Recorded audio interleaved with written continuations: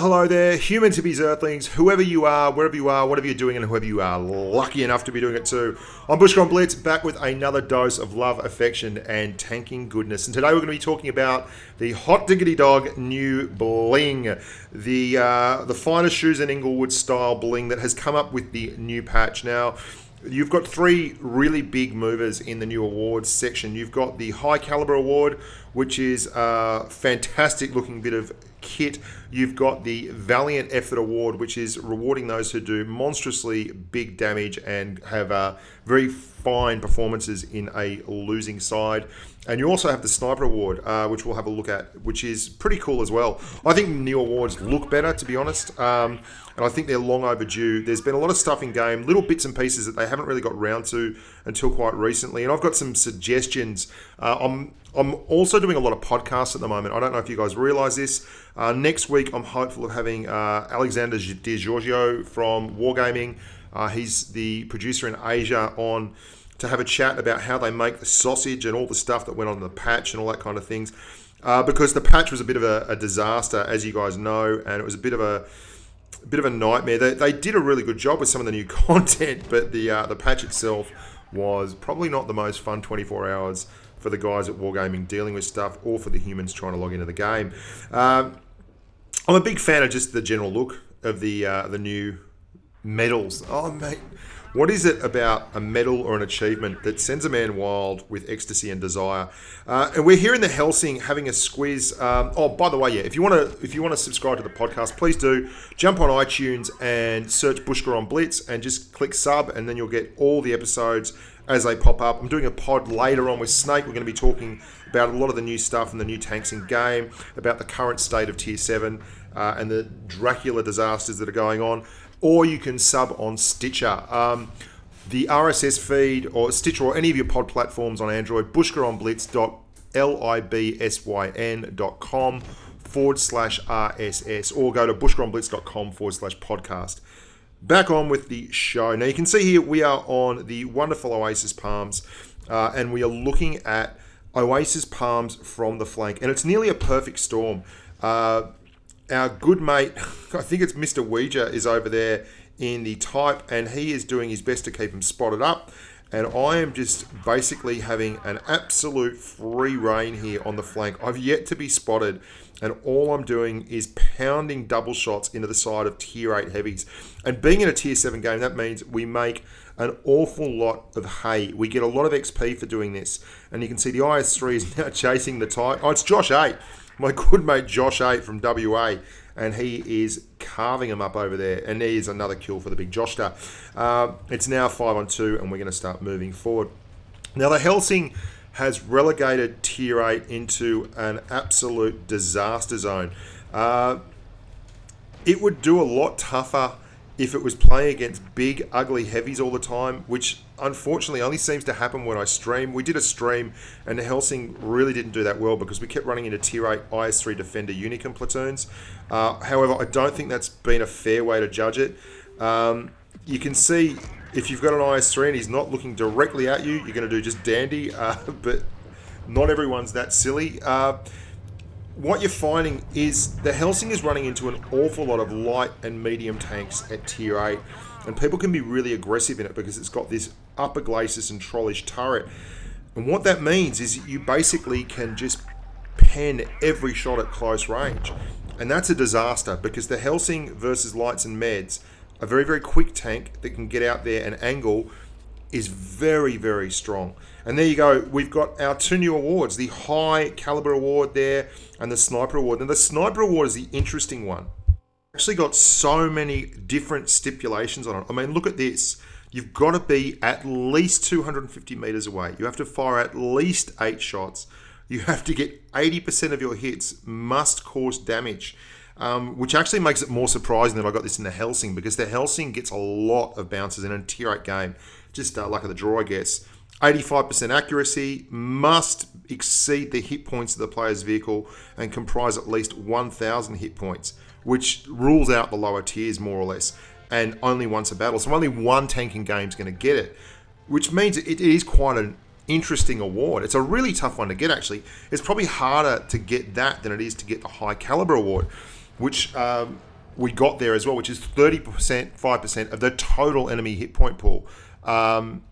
And no less than 1,000 and only once per battle. So, yeah, very, very tough award to get the sniper, but it looks the goods. And you can see here, we're going to move on now. We're on Ascent 7 and 1 after having a look at those two new ones. And we are on Himmels the Dorf. And I love the 7 and 1. I'm running it with binoculars here. As you all look, I'm a huge fan of this tank. For me, it's my favorite tank. Look at the L7A1, the 105mm go to work here. Just, 300 meter lower glacier shots on ST1s. What are you? Very, very hard to beat that. Spotting them that far out as well. Just holding the line there. Switching to Hesh. Penning them at the front with HE. Oh, good golly. I love this tank a whole hell of a lot. And because we got them on the corner and we were using binoculars and we hit a couple of people, it stopped their whole tank advance down this flank. They couldn't see the course of their issues, and it's made them stop right up. And we're just sitting here, picking our targets, waiting for shots. Nice high alpha damage gun, the L7A1. 0.32 dispersion, very quick aim time. That is just an abnormality. You never see it miss like that normally. That's a fantastic... it brings you right back to earth. But anyway, moving up now in the scent, and we're going to be looking at the right, and there's some lovely targets here that we can use Hesh on because they're big, heavy tanks, and we're getting looks at the side of them. So we're going to switch to high explosive squash head, which is our Premo here, and that's 210mm, so it's lower pen than your normal Premo that you get on most tanks. But as you'll see here, much higher damage. 428 damage from a medium on an E75. Is nothing to scoff at, and we're looking for a hatch shot now or just the side of the turret. 457, 440 is your average roll on a Hesh shell when you get full impact, and at 210mm it's very, very easy to get full impact a whole hell of a lot. Don't hit anything there, which is pretty funny for a poor old 7 and 1. You can see we've had an interesting game here. This has been a very, very different game to most Himmelsdorf games, and I'd hazard a guess that if you came out in this flank with a 7 and 1 and did the binoculars thing and hit them up at the end and just smash the fast movers and the heavies, you'll really, really stop the advance and channel them into that narrow choke point, and it's allowed the rest of the team to come around and do some stuff. And you're going to see here again, poor roll on the Hesh here. We didn't really aim that one very well, but we're going to actually, because we've spotted him up and he's still moving around, we're finally going to get spotted here, but we've put him all the way down to a very low hit point pool. There we go. And he's done and dusted. Now, a lot of people don't like the new Valiant effort reward. And I'm going to show you a game after this where we get the Valiant effort in a losing. And I don't mean to spoil things, but I want to have a chat about it because I can see exactly where people are coming from. The Valiant effort is great in theory. It rewards people who do very, very well in a losing side, which is well overdue. And I think it's a great reward. And even though it's a little bit broken at the moment, I think it's well worth persevering with. And I think it's better to have it a little bit broken than not have it at all. And we'll go through why it works and why it doesn't work. Because it's the most controversial of the rewards we're going to be looking at today. The Valiant Effort reward has to come in a loss, but the problem with it comes when it's combined with something like a high caliber reward. And you're going to see exactly why at the end of the next game. Now, the next game is an FV4202 game. And there you go again. We got the high caliber again there. 4.5k damage. 1276 of first class. Pretty solid all round. Sniper reward, obviously. We spotted up a lot of tanks at the end there, and then we smacked them. Made 67,000 credits. Very, very Jim dandy. Here we are on the Desert Sands in the FV4202. We've got 4 meds, so we're just holding. Prabhahar, my good mate from Storm, is here. We actually ran into each other about 6 games in a row, and I killed him in most of them, but we probably went 3 and 3. He did very well. He was in the FV215B. Nothing popping here, so I'm moving across here to get shots into the town area. I'm trying to use this camo just in case they do pop on the right, but we've got people pushing up there. All well and good. There's someone in the cap circle. And there's still 4 people from our team in town. In fact, one of our meds went town and the other 3 heavies are just waiting there. Now, normally you get lots of shots here sniping. I've had to push up though. I'm in a bit of a funny situation here on this map. This happens quite a bit. The Reds have all gone town. I mean, we had a medium advantage, and instead of coming out, these guys have all stayed. Now, be that as it may, the game's unfolded as it has. I've got a choice to make. I can either move up here and try and leverage the hit points of these guys, or I can stay back. Now, 511 is a great roll to get on the FV215B, and we know that we're probably going to have to bleed a few hit points here because Prab is a very, very good player, and I want to get rid of him ASAP. And there's just no two ways about it. I'm going to have to take the hit point hit and put shots into him, because if I don't, then he is going to get away with murder. That's the weird thing about high explosive squash head. It is HE, high explosive, but it bounces quite a lot, which is not something you expect from a normal HE round. And here we go, we're a tank down, and all the Reds are in that position pushing up. Those guys are going to fail very quickly. So what I figure is we'll move around to the right-hand side, and we will put some shots over here into this 62A, who is obviously a prime target. Big damage, Tier X tank. The 62A on our team gets him anyway. We're moving up now. There's a 54 there. We've lost the IS-8. Let's get rid of this 54 and see if we can't at least use these 3 guns to churn through a few of the enemy Reds and get the job done. So here we go. We move forward. We're angling our upper glacis quite... Look at that. The upper glacis on this thing is fantastic, by the way. Just pumping into this T54. There we go. We get rid of him, and it's 3 on 4. And then we're going to go to the right as our 54 moves to the left, and our 62A is going to come as well. But they both go a little bit too aggressively. The 54 particularly goes around that corner, gets hit from the left before the IS-8 even gets stuck into him. And we're now into the IS-8. We've dropped the adrenaline. There's a lot of tanks coming though, and we've lost another one. So 2 on 4. We bring it back. Our 54 is very low. Got to get rid of this Object 140, and we do, but it's now 2 on 2. And the 54, although he's had a pretty valiant effort, isn't really going to get the job done. Using Hesh into the back of that 75. Again, the 54 is doing the right job. He focus fires the 75. I'm around.